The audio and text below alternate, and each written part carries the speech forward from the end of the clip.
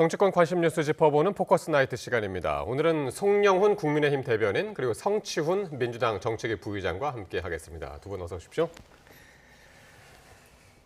네, 국민의힘 한동훈 대표가 오늘 다시 한번 여야 의정협의체에 모든 주체들이 조건 없이 참여하자고 강조를 했습니다. 하지만 특히 의료계가 아직 공식적인 반응이 없어서 추석 전에 협의체 가동이 가능할지 궁금한데요. 먼저 한동훈 대표 그리고 추경호 원내대표의 발언 들어보시겠습니다. 의제를 제한할 필요는 없습니다. 그 2025년이 어떤 어려움이 있다는 걸 모르시지 않잖아요. 지금 여러 가지 상황 때문에. 그렇지만 이 문제 어떤 시기는 절대 안 되고 어떤 시기 이후만 이렇게 시작해가지고 논의가 어렵게 만들어진 여야 의정 협의체가 출발하지 못하지 않겠습니까? 전제 조건이나 의제를 제한하면 안 된다는 어제 입장은 분명합니다. 지금 25년 정원은 현재 현실적으로 재조정하기는 굉장히 어려운 부분이다. 만약에 그렇게 진행된다면 수험생들과 학부모들의 대혼란이 있을 수 있다. 그래서 25년 조정은 현실적으로 어렵다는 말씀을 드리고. 네. 자, 한동훈 대표 오늘 다시 한번 조건 없는 참여를 강조했는데 지금 들으신 것처럼 근데 당내에서는 아직도 현실적으로 불가능하다는 의견이 계속 나오고 있어서요. 먼저 송 대변인님. 지금 당내 분위기가 어떤 겁니까? 조금 전에 이제 한동훈 대표의 네. 말과 추경호 원내대표의 말을 우리가 들었는데 네. 이 두 가지가 근본적으로 모순되는 이야기라고 저는 생각하지는 않습니다. 네. 지금 여야 의정 협의체가 구성됨에 있어서 일단 지금 의료계가 장외에서 하고 있는 이야기들은요. 협의체에 들어와서 하는 게 맞습니다. 그리고 대화에 자꾸 전제 조건을 붙이면 저는 안 된다고 생각해요. 이것은 국민의 생명과 안전이 걸린 문제 아니겠습니까? 그러면은 들어와서 일단 2025학년도든 2026학년도든 그 의대 증원의 조정 이야기를 들어와서 해야죠. 다만 현실적으로 지금 2025학년도 의대 증원은 재조정하기가 어렵다는 것은 사실 모두가 알고 있는 바 그대로입니다. 오늘까지 지금 3일간 이미 수시모집 원서 접수를 받았습니다.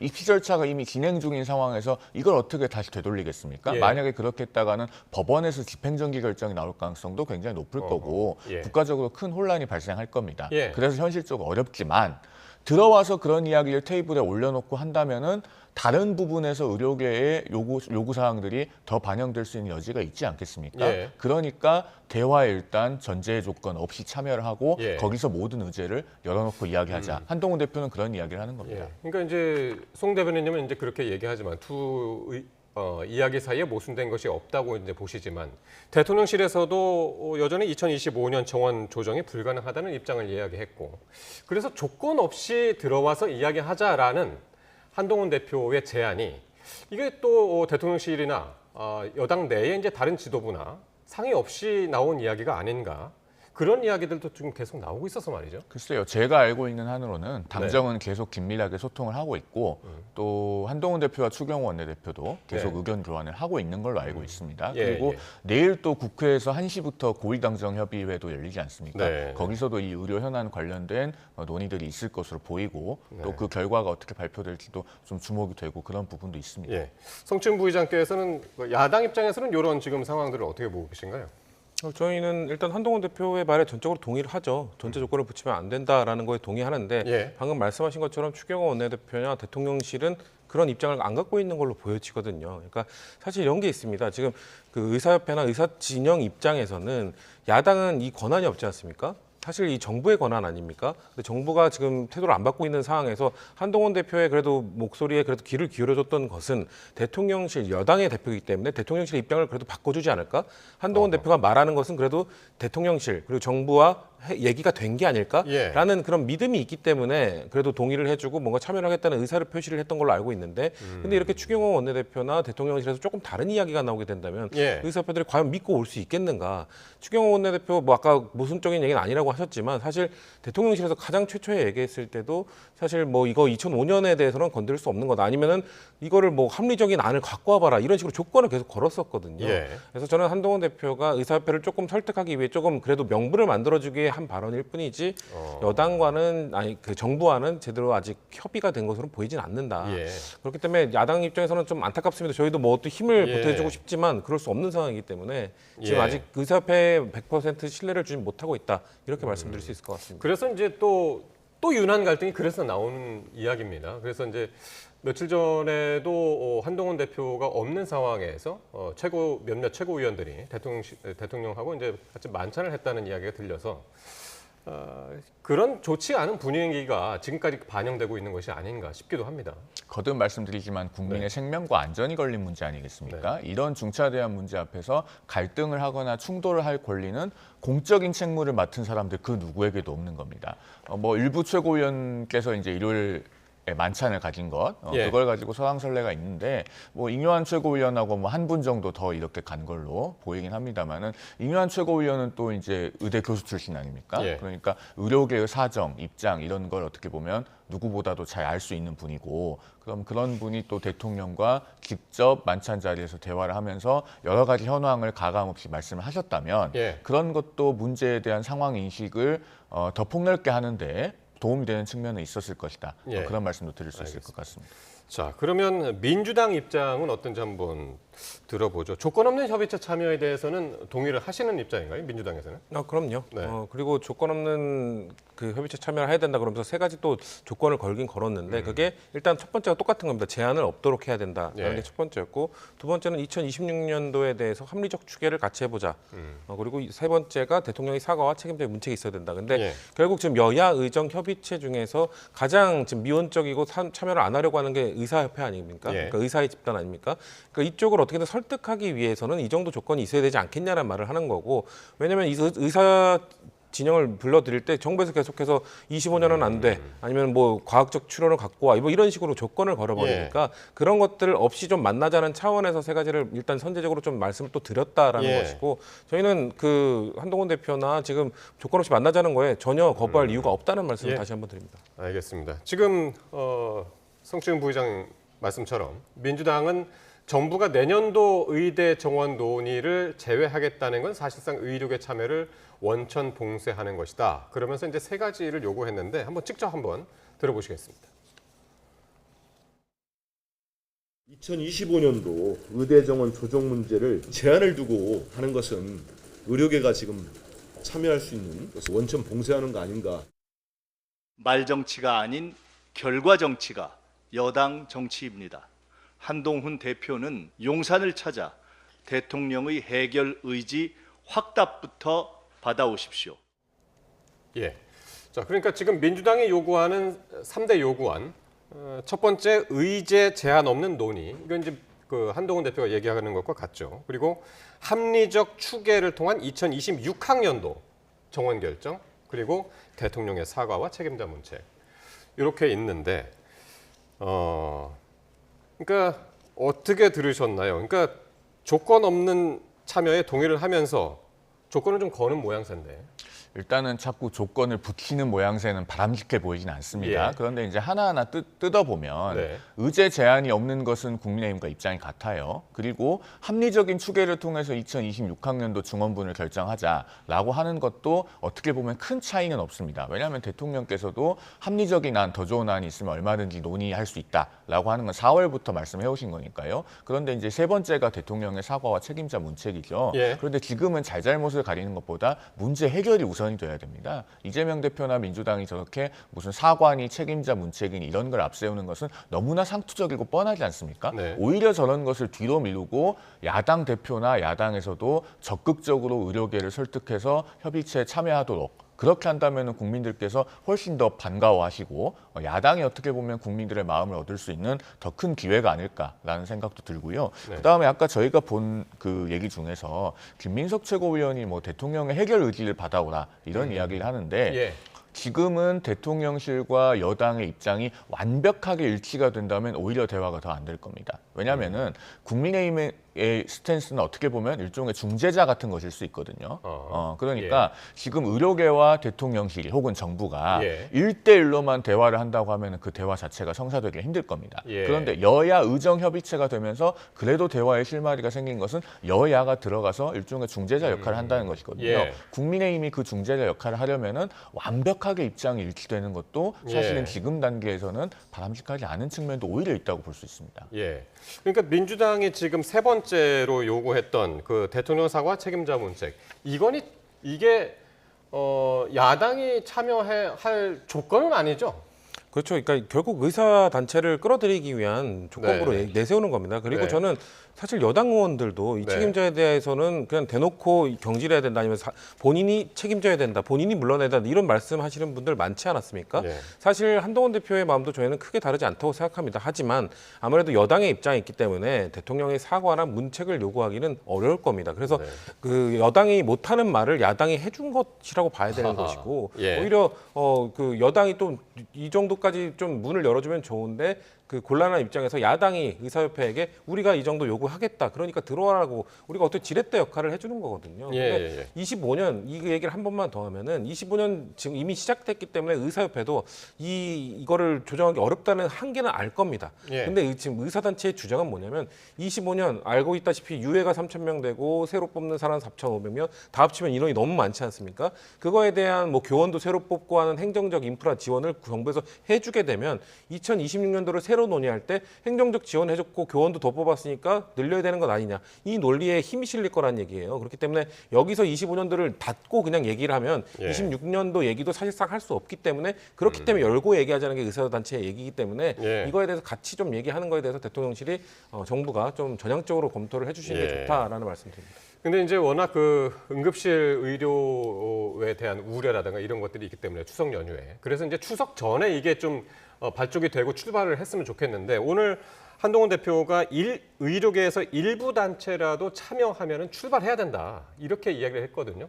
일부 단체라고 하면 이제 그 의료계가 워낙 그 많은 단체들이 있기 때문에 의협을 포함해가지고 전공의 단체가 또 있고 그래서 이게 어떨까요? 가능성이 추석 전에 출범하는 것이. 일부라도 참여를 한다면 네. 저는 출범을 해야 된다고 생각합니다. 네. 왜냐하면은 현재 의료계가 말씀하셨다시피 의협, 의교협, 그다음에 전공의 단체 이렇게 크게 나눠져 있고 더 세부적으로 들어가면 단체 개수가 더 많습니다. 지금 국민의힘에서 그 공문을 보낸 단체 숫자만 해도 꽤 되거든요. 그러면은 그 단체들이 전부 다 참여할 때까지 기다려서 만약에 이 여야 의정협의체가 출범해야 된다면 추석 연휴를 넘기는 것은 물론이고 사실 예. 언제가 될지 알기가 어려울 겁니다. 그렇다면은 어느 정도 최소한의 대표성을 가진 단체가 참여를 하기로 하면은 일단 그 대화는 출발해야 됩니다. 네. 그리고 그 대화의 진행 상황을 봐서 다른 의료계의 영역들에 있는 단체들도 경우에 따라서는 들어올 수 있겠죠. 저는 그렇게 좀 단계적인 그 합류를 하는 것이 불가피하다 이렇게 보고 있습니다. 예.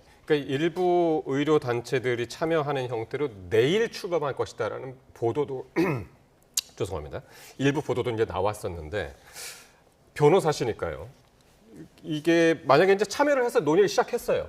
시작했는데 만약에 2025학년도 증원부터 이제 딱 걸리기 시작하면 이야기가 더 이상 진전이 안 될 거 아닙니까? 이게 법적으로 만약에 2025학년도 정원 문제를 이야기하기 시작했다.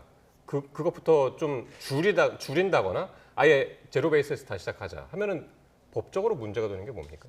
문제가 될 가능성이 꽤 있는 것이 결국에는 우리가 이제 의대 정원 증원을 발표하고 그걸 고시를 했을 때도 그 의료계에서 집행정지 신청을 하지 않았습니까? 물론 기각이 됐습니다만 역으로 만약에 지금 증원해 놓은 것을 다시 되돌린다고 하면 예. 이번에는 수험생들이나 그런 이렇게 의대 입시를 준비하고 있는 분들이 집행정지 신청하겠죠. 예. 그것은 지금 현재 입시 절차가 진행 중이기 때문에 당사자에게는 회복하기 어려운 손해가 인정될 가능성이 높고 예. 그렇게 되면 법원에서 집행정지 신청이 받아들여질 가능성은 매우 높다고 볼 수 있습니다. 그래서 현실적으로 2025학년도 의대 증원부는 이 시점에 와서는 되돌릴 수 없다라는 이야기들이 계속 나오고 이 있는 시점에 것이죠. 와서는 되돌릴 수 없다. 하지만 그것까지도 함께 논의를 한번 해보자. 일단은. 그걸 논의를 한다면은 네. 설령 그걸 받아들이지 못한다고 하더라도 예. 다른 부분과 뭔가 연동이 될 수는 있을 테니까요. 알겠습니다. 자, 내일 뭐 당정 협의도 있고 하니까요. 요 얘기는 이제 내일 다시 이야기할 기회가 있을 것 같고요. 자, 다음 주제입니다. 민주당 쪽에서요. 갑자기 섀도우 캐비넷이라는 단어가 등장을 했습니다. 섀도우 캐비넷은 정권 인수 준비를 위한 예비 내각 이 정도로 이제 해석이 되는데요. 오늘 이와 관련해서 정성호 의원이 방송에서 이런 얘기를 했습니다. 한번 들어보시겠습니다. 향후 인재위의 활동 방향에 관해서 논의를 했었는데 이 대표께서는 당 내의 인사들도 적절하게 재배치하고 외부의 전문가들 많이 영입했으면 좋겠다. 또 당 내외에 있는 분들이 또 자기 분야에서 전문성을 발휘할 수 있게 그런 준비 또 그런 시스템을 만드는 게 필요하지 않겠냐 이런 취지의 말씀을 하셨거든요. 뭐 그런 것들이 뭐 섀도우 캐비넷 아니냐고 얘기를 하는데 조금 많이 나간 게 아닌가 생각합니다. 그것도 과장된 표현입니까? 네, 조금 과장된 것 같은 느낌이 듭니다. 예. 이재명 대표가 최근 비공개 회의에서 인사 폭넓게 섭외하라고 했고 지금 보신 대로 친명 좌장 정성호 의원도 이 섀도우 캐비닛이라는 용어에 좀 민감했을 뿐 애둘러서 인정하는 듯한 그런 발언을 했네요. 예, 근데 섀도우 네. 캐비넷이란 단어에 대해서 너무 확대 해석하는 경향이 있는 것 같습니다. 그러니까 마치 정권 인수가 예정되어 있는데 정권 인수를 준비하기 위한 내각을 구성한다 이런 차원이 아니라 네. 섀도우 캐비넷은 지금 영국에서 운영되고 있는 것이고 영국의 야당은 항상 섀도우 캐비넷을 상시 운영합니다. 그것을 뭐 야당의 그러니까 과기부 장관, 야당의 법무부 장관 이런 식으로 예. 현직 장관과의 그 대화 파트너, 예. 논쟁 파트너로서 정하고 그 사람에게 뭐 그 사람을 통한 창구 단일화를 한다는 개념이 되는 것이고 네. 그 당에서 그 상임위에 대해서 가장 실력이 있는 그 국무위에 대해서 가장 실력이 있는 사람을 배치하는 것이고요. 예. 그런 차원이기 때문에 뭔가 일각에서는 뭐 벌써부터 정권 교체 준비하냐, 벌써부터 대선 준비하냐 이런 말씀을 하시는데 예. 이것을 먼저 쓰고 있는 영국에서조차 그냥 다음 선거가 끝나면 그 다음 선거까지 항상 섀도우 캐비넷을 운영한다는 차원이고 예. 그걸 다시 한번 말씀을 드리고 그렇기 때문에 이재명 대표는 좀 인재 영입을 해야 되는데 폭넓게 좀 해라.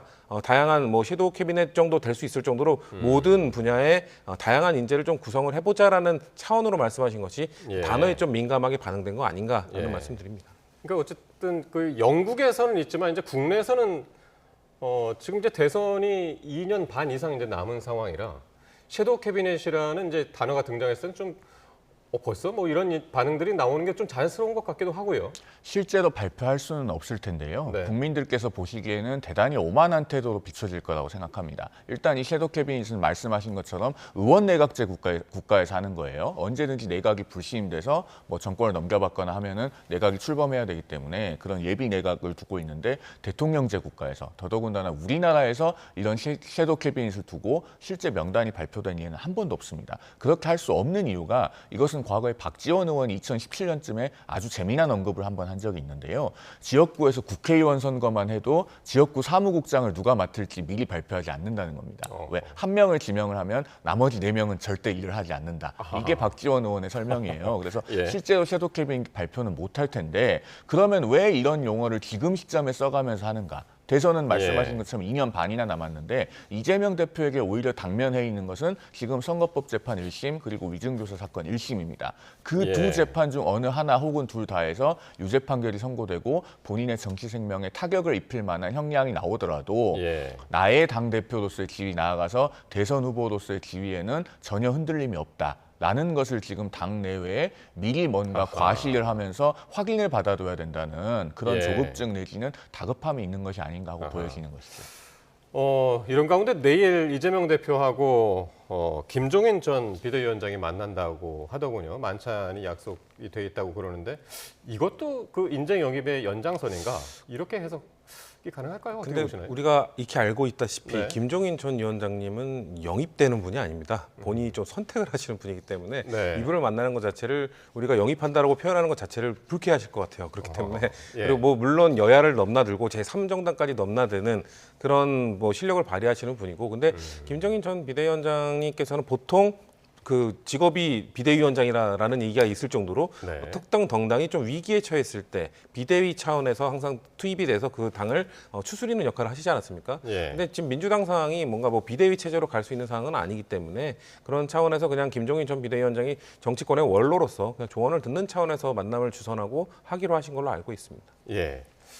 예. 어떻게 보시나요? 내일 김종인 위원장과의 이재명 그러니까 대표의 이재명 대표는 네. 김종인 위원장에 대한 그런 세간의 인식을 활용하려고 하는 거죠. 그러니까 김종인 위원장이 뭔가 대선의 향방을 잘 맞춘다. 이 사람이 가면은 뭔가 선거 청부사처럼 당선을 시킨다라는 인식을 이용해서 예. 결국에는 내가 대세다라는 식의 인식을 퍼뜨려서 그런 것이 어떻게 보면 재판에까지 거꾸로 영향을 미치도록 하는 것을 그 의도하는 것이 별명이 이제 아닌가. 킹메이커. 그렇죠. 그런데 사실은 김종인 위원장도 여러 번 실패를 했습니다. 2017년에 그 안철수 후보의 개혁공동정부위원장으로 영입됐지만은 예. 대통령으로 만들지 못했고 또 최근에는 개혁신당의 상임고문으로 합류를 했었지만 개혁신당이 세석에 그치지 않았습니까? 그런 사례도 있기 때문에 이분이 가면은 뭐 선거를 이긴다, 뭐 정권을 창출한다 이런 것도 옛날 이야기다라고 말씀드릴 수 있을 것 같습니다. 알겠습니다. 자, 내일 또 이제 만찬이 있은 후에 또 이제 기사들이 또 나올 것 같고요. 김건희 여사 이야기를 해보겠습니다. 김건희 여사가 어제 서울 마포대교를 비공개로 이제 순찰을 하고 일선 119 구조대 그리고 경찰 지구대를 찾아서 격려를 한 것으로 전해졌습니다. 대통령실이 제공한 사진을 함께 볼까요? 네. 네. 어제 마포대교를 이제 방문을 하면서 여러 가지 이제 사진들이 이제 나왔습니다. 119 구조대도 찾았고요. 그 이제 경찰 지구대도 찾았고 여러 군데를 다녀왔습니다만은 어떻습니까? 너무 그러니까 그동안 이제 존재감이 없던 거에 비해서 활동이 좀 너무 활발해졌다. 그런 이야기들이 이제 나와가지고요. 이거 어떻게 봐야 할까요? 일단은요. 네. 과거에 이제 유경수 여사 같은 영부인의 훌륭한 롤 모델이 있지 않습니까? 예. 유경수 여사 같은 경우는 굉장히 우리 사회에 소외된 분들, 또 어려운 이웃들을 돕는 데 심혈을 기울였어요. 그런 것이 오늘날까지 영부인의 모범 사례로 평가를 받고 있는데 그런 연장선상에서 보면 대통령 배우자가 소방, 경찰, 응급구조, 인명구조 이렇게 어렵고 힘들지만 우리 사회에서 굉장히 기묘한 일을 하고 있는 분들을 뭔가 격려하고 또 응원하고 챙기고 하는 것 자체는 바람직하다고 볼 수 있습니다. 예. 다만 저렇게 사진을 선제적으로 공개를 하는 것이 정무적으로 최선이냐라고 하면 제 개인적으로는 거기에 동의하진 않습니다. 예. 왜냐하면은 예. 이게 지금 우리가 정치 뉴스의 하나로 다루고 있지 않습니까? 그러니까 대통령 배우자가 선출된 지위가 아니지만 현실적으로 그 행보는 정무의 영역입니다. 예. 그러면은 굉장히 그 득실을 가려서 세심한 정무적 판단이 필요하고 예. 뭐가 최선인지 신중하게 고려를 해야 되는데요. 이 정무의 영역에서는 내가 해야 될 말과 예. 남이 해줘야 되는 말이 있습니다. 이 둘은 구분해야 돼요. 예. 그러니까 저런 행보 자체는 저는 필요하고 긍정적인 측면이 예. 있다고 봅니다만 저런 것들을 사진으로 공개를 할 것이 아니라 예를 들면 저 현장에서 대통령 배우자를 만난 119 구조대나 예. 혹은 뭐 응급구조사나 이런 예. 분들이 대통령 배우자가 와서 이렇게 격려를 해줬는데 참 예. 따뜻하고 좋았다. 이런 이야기들이 자발적으로 어딘가 나오면은 예. 그것이 가장 정무적으로 최선인 것이죠. 예. 저는 그렇게 생각합니다. 그러니까 피자도 있고 여러 가지 이제 햄버거도 있고요. 119 구조대, 경찰 지구대 찾아가서 이제 격려를 했는데 그날이 마침 그러니까 어제가 세계 자살 예방의 날이었더군요. 그래서 이제 마포대교로 이제 간 것 같은데 어떻게 그런 보시나요? 날짜에 맞춰서 한 거를 이야기하기보다는 일단 네. 2021년 그 후보자 배우 시절에 본인의 그 허위 경력과 논문 관련된 이슈가 커지니까 공개 사과를 하면서 뭔가 앞으로 영부인 활동은 안 하겠다라고 선언하셨어요. 거든요. 근데 그 이후에 대통령 당선 이후에 그거에 대한 번복에 대한 아무런 사과나 유감 표명 없이 영부인 활동을 또 재개하셨어요. 근데 2023년에 이 디올백 문제가 또 불거지니까 대통령 입으로 부적절한 처사라고 국민 앞에서 말을 했던 일입니다. 예. 근데 마치 이 검찰의 불기소 결정이 나고 나니까 예. 면죄부라도 받은 것처럼 아무런 유감 표명과 사과 없이 이렇게 복귀를 하는 것이거든요. 그러니까 예. 이전까지 사실 영부인의 단독 행동은 뭐 추모 현장에 간다든가 이런 조용스러운 봉사 활동을 한다든가 예. 이런 거였는데 이렇게 뭔가 현장 점검, 시찰, 마치 대통령이 해야 되는 역할을 영부인이 하는 모습을 보면서 국민들이 느끼기에는 이제 김건희 여사가 이제 뭔가 면죄부를 받았다고 느끼고 적극적인 행보에 나서는구나라고 느낄 수 있거든요. 예. 근데 일부에서 그리고 민주당에서 비판하는 거는 어떻게 한마디의 사과 없이 저렇게 뻔뻔하게 다시 나설 수 있냐는 거죠. 네. 저는 여당 내에서도 이런 여론이 있을 거라고 생각합니다. 누군가 여당 내에서 이런 여론을 말씀해 주셔야 영부인께서도 아니면은 대통령실에서도 이런 거에 대해서